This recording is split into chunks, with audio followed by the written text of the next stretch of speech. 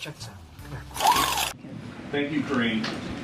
Does President Biden think America's big cities are safe? Can you say more? What a stupid idiot.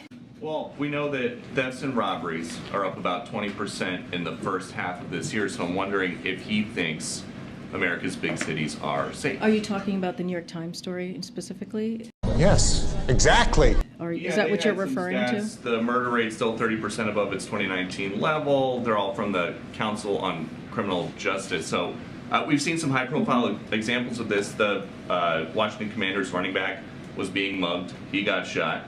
Karen Bass, member of Congress, had her house robbed.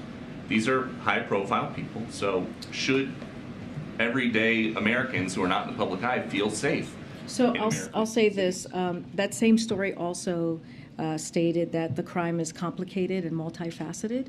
That was a lie.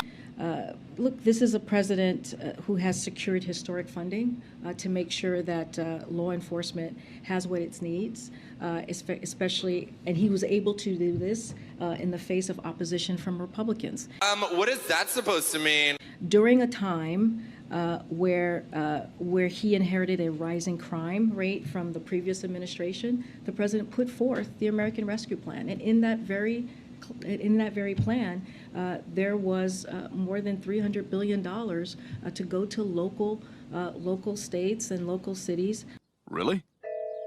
To make sure that they were able to hire law officers. They were able to hire, firefighters. They were able to hire people that were critical to their needs as they were dealing with a pandemic. Republicans voted against that.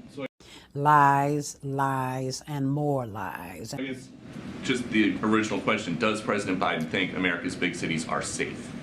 It is not a yes or no question. It is very much a question of what has he done? That's how we see the question. Oh, dude, that's crazy. Is what has he done to make sure that cities, and it doesn't matter if it's a big city or a small city. It doesn't matter if it's in a red state or a blue state. What matters is that we have the funding and we have done the work, put the policy forward to make sure that these cities, whether it's big or small, have what they need to protect their community. And that's what this president has done, again, without the help of Republicans. One eternity later. You mentioned that the president is taking questions on this. Again, respectfully, he hasn't. He did take a question where he said he condemns those who don't understand what's going on with the Palestinians. I know you've been asked about that, but since you brought up Charlottesville, what do you say to those critics who say that he is trying to have it both ways, that he's essentially trying to talk about both anti-Semitism and what's going on with the Palestinians? That's a good question. I would say to those critics is no, he's not doing a both sides scenario here. When you think about Charlottesville, you think about the vile anti-Semitism that we heard on the streets of Charlottesville, right here in Virginia, right? Not far from here. How's that working out for you? The president and many of us wanted to make sure that was called out. Somebody died. A young woman lost her life. And when the president saw that, it put him in a situation, or he believed it was the right thing to speak against that. He wrote an op-ed that was in the Atlantic because about that. He decided to run because of what he saw in Charlottesville. And that was just vile, nasty rhetoric. What the hell are you talking about? And you had, former president talk about both sides. There was no both sides here. None. Absolutely none. As it relates to the Palestinians, he was talking about a dire humanitarian situation. Okay. That we're currently seeing. I just mentioned the Secretary Blinken is going to be talking about the humanitarian aid that we are trying to get into Gaza for the people of Gaza. Oh, dude, that's crazy. We're trying to get this hostage deal done so that we can get hostages home and create an environment to get humanitarian aid that would lead, also the hostage deal would lead to a ceasefire. Those things are not the same. Are you sure about that? They are just not the same, fundamentally not the same. And it is in bad faith.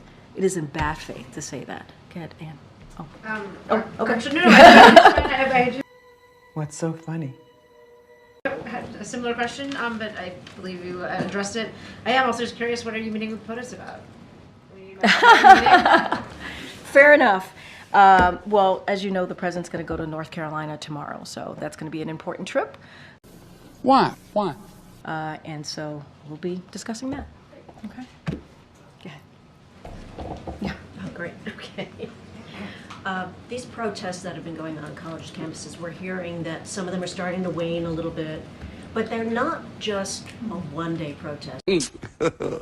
This has been going on for quite some time. Is there some concern within the Biden administration that this may be eroding public view, if the court of public opinion may be turning against what the president is standing for, and that maybe they're not hearing the anti-Semitism message? Hey, y'all, come look at this. I mean, we have been very consistent from this administration about anti-Semitism, calling out hateful speech. Anti-Semitism is hateful speech, calling out hateful rhetoric. That's crazy! Violent rhetoric. That is something, when it pops up, when we hear about it from this administration, we've been pretty consistent on calling that out. That should not be, we should not be seeing this on campuses, in communities. It should not be part of the political discourse. My thoughts exactly. I think we've been very clear throughout this administration, before this administration, throughout this president's career. We have to call that out.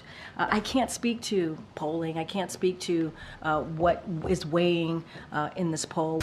Are you out of your mind? What I can speak to is what this president is going to continue to do, and what this administration is going to continue to do is call out this hateful speech, including anti-Semitism, again, which is hateful speech. It is abhorrent. We got to call it out.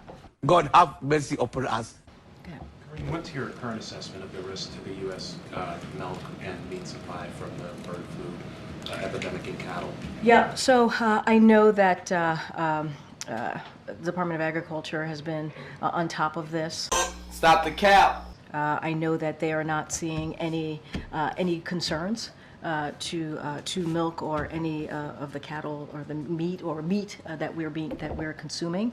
Well, I don't consume meat. What? But some of you, all of you out there.